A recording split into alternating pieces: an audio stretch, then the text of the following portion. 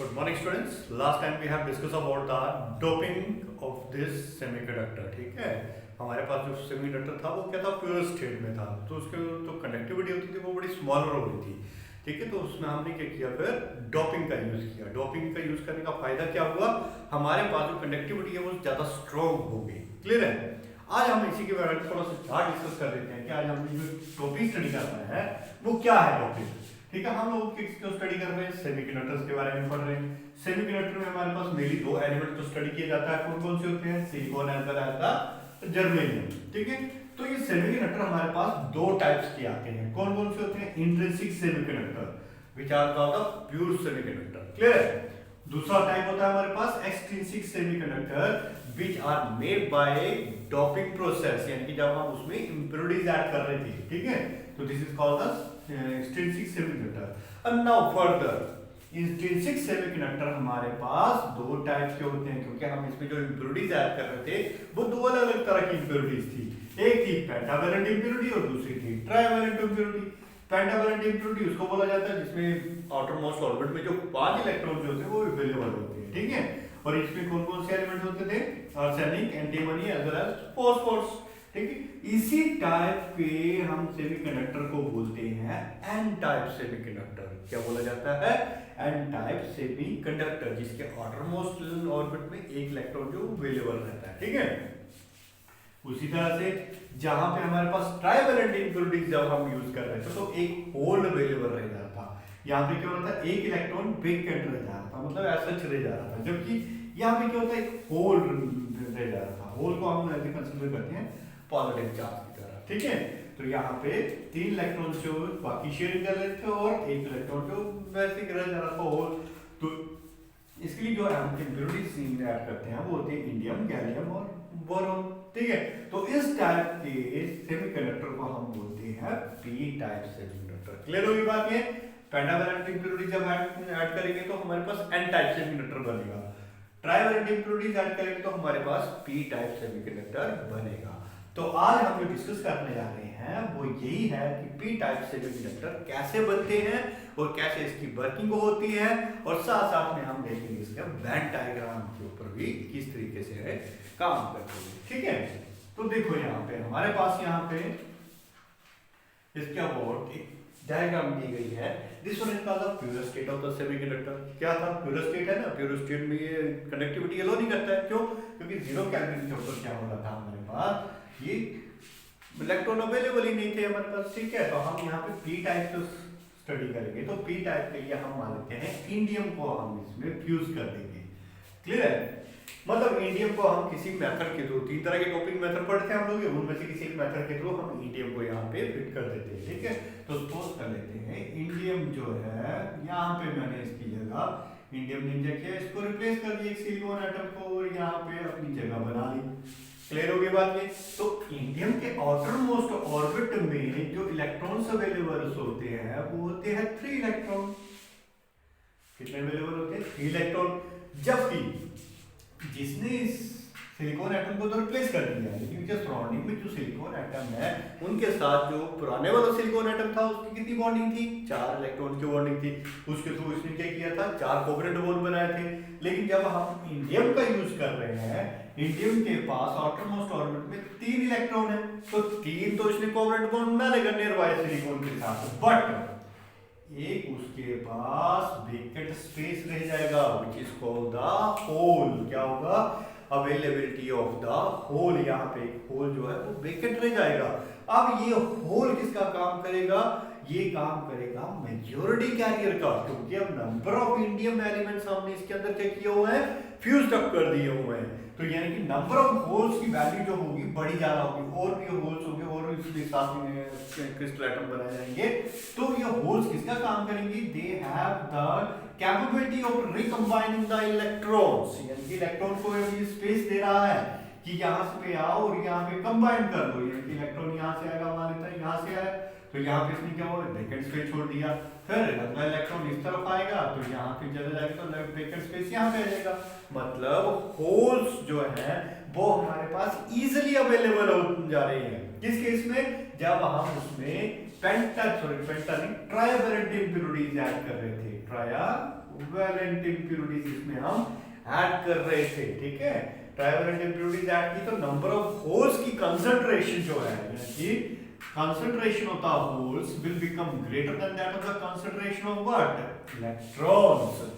यानी कि इलेक्ट्रॉन की कंसंट्रेशन कम होगी इस केस में ट्राइवेलेंट इंप्योरिटीज में, जबकि नंबर ऑफ होल्स की कंसंट्रेशन क्या होगी? ज्यादा होगी। तो यहाँ पे देखो, क्योंकि एक होल ऑलरेडी अवेलेबल था हमारे पास, ठीक है, तो इस तरीके से हमारे पास एक वेकेंट स्पेस मिल जाता है ताकि इलेक्ट्रॉन आराम से मूव करवा सके, ठीक। इलेक्ट्रॉन की मोबाइलिटी जो है बड़ी आराम से हो जाएगी, उसी तरह से होल्स भी है आराम से मूव कर पाएंगे इसमें।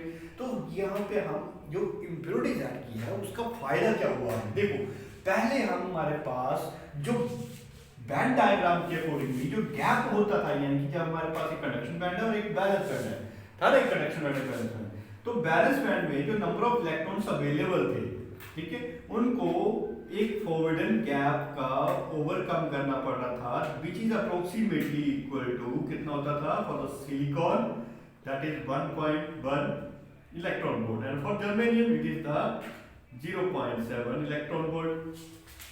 ये था। लेकिन जब मैंने इसके अंदर इंप्योरिटीज ऐड की, ये कौन सा था? सेमीकंडक्टर, प्योर सेमीकंडक्टर, यानी कि जब हमारे पास सारे सिलिकॉन एटम थे, तो प्योर सेमीकंडक्टर में इस सिलिकॉन और जर्मेनियम के लिए ये इसकी एनर्जी गैप था, which is called the forbidden gap. तो इलेक्ट्रॉन को यहां से जंप करके यहां पे पहुंचना है, तो उसको क्या करना पड़ेगा? 1.1 इलेक्ट्रॉन वोल्ट की एनर्जी चाहिए, और जर्मेनियम के लिए 0.7 इलेक्ट्रॉन की एनर्जी चाहिए, तब इलेक्ट्रॉन यहां से जंप करके कहां पहुंचेगा? कंडक्शन बैंड में पहुंचेगा, and there is availability of the holes and the current will start flow. Clear होगी बात ये? लेकिन जब हमने इसके अंदर इंप्योरिटीज को ऐड कर दिया, इंप्योरिटीज क्या ऐड की इसमें? हमने इंडियम ऐड की। जब इंडियम ऐड की तो हमने देखा कि एक वेकेंट स्पेस तो अवेलेबल है हमारे पास यहाँ पे, यानी कि हमारे पास जो इलेक्ट्रॉन्स को एक्सेप्ट करने के लिए जो वेकेंट स्पेस था वो हमारे पास अवेलेबल हो गया। तो this one is called as the acceptor level. क्या बोला जाता है इसको? एक्सेप्टर बोला जाता है। तो ये एक्सेप्टर कहां पर आएगा हमारे पास? यानी कि एक्सेप्टर यहां पर आएगा, ठीक है। तो यहाँ पे एक्सेप्टर का मतलब क्या हुआ? नंबर ऑफ होल्स जो है वो बड़े कम जल्दी ही हमें मिल जाएंगे। तो यानी कि यहाँ पे पहले गैप जो इसको कवर अप करना पड़ रहा था कितना? 1.1 इलेक्ट्रॉन वोल्ट सिलिकॉन के लिए, और जर्मेनियम के लिए 0.7 इलेक्ट्रॉन वोल्ट। जब हमने इसके अंदर इंप्योरिटीज की तो यही गैप जो है वो इतना रह जाएगा यहाँ से लेके यहाँ तक, क्योंकि जो इलेक्ट्रॉन यहाँ पे है अब इजीली जंप कर जाएंगे किसके अंदर? इन होल्स के अंदर, जो इस इंडियम की वजह से आउटरमोस्ट ऑर्बिट के अवेलेबल हुए, ठीक है, क्योंकि आउटरमोस्ट ऑर्बिट में कितने इलेक्ट्रॉन थे? 3, 4, तो वेकेंट स्पेस वैसे का वैसा बच गया।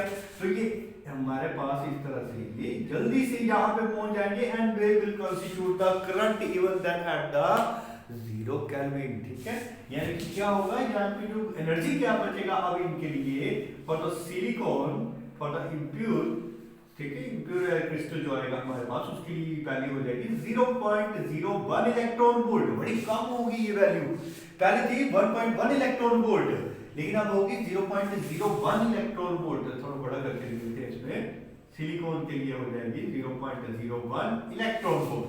क्लियर है बात? उसी तरह से जर्मेनियम के लिए ये वैल्यू कितनी हो जाती है? 0.07 इलेक्ट्रॉन वोल्ट। अब देखो इसके कंपैरिजन में ये एनर्जी तो बड़ी कम है, तो ये एनर्जी बैंड कम कैसे हुआ? That is because of this acceptor level. इसको क्या बोलते हैं हमारा? एक्सेप्टर लेवल, एक्सेप्टर लेवल बोला जाता है, ठीक है, which is above the high energy orbit of the high energy band orbit बोलेंगे, क्या बोलेंगे? High energy band of the balance band, just above the high energy. ये है high energy band of the balance band, ठीक है। इससे just ऊपर ही ये एक्सेप्टर लेवल बन जाएगा। किसकी वजह से बनाएंगे? इंडियम इंप्योरिटीज की वजह से, क्योंकि इसके आउटर मोस्ट ऑर्बिट में क्या था? इसमें 3 ही इलेक्ट्रॉन अवेलेबल थी, जबकि 3 के साथ इसने बॉन्ड बना के बाकी होल बच गया हमारे पास। तो होल बचने की वजह से क्या हुआ? इलेक्ट्रॉन की मूवमेंट बड़ी आराम से होने पड़ी, ठीक है। तो हमें इतने ज्यादा थर्मली इसको सप्लाई नहीं करवानी पड़ी, जैसे कि यहाँ पे सप्लाई करवाना पड़ रहा था, ठीक है। और यहाँ पे क्या हुआ हमारे पास? नंबर ऑफ होल्स की वैल्यू जो हो वो बढ़ेगी, कंसंट्रेशन जो है नंबर ऑफ होल्स की वो जो होगी वो इंक्रीज करेगी, जब कंसंट्रेशन ऑफ होल्स की इंक्रीज कर गई, यानी कि holes are greater than that of the number of electrons, ठीक है। तो जब होल्स की कंसंट्रेशन किसी क्रिस्टल के अंदर बढ़ जाती है तो उसी को हम क्या बोलते हैं, पी टाइप सेमीकंडक्टर। क्या बोलेंगे इसको हम, पी टाइप सेमीकंडक्टर। तो इसकी जो रिप्रेजेंटेशन होती है उसको हम इस तरीके से रिप्रेजेंट करते हैं। देखो ये मेरे पास एक क्रिस्टल है, क्रिस्टल को हम रिप्रेजेंट कर देते हैं, तो इस तरह से सर्कल्स बना दो। ये सर्कल्स रिप्रेजेंट करेंगे total number of the holes available in the crystal, और जरूरी नहीं कि सारे के सारे होल्स ही होंगे, there may be a possibility that some kind of the electrons will also be there, ठीक है। And these electrons are due to the thermal agitation. किसकी वजह से होता है ये, थर्मल एजिटेशन की वजह से होते हैं।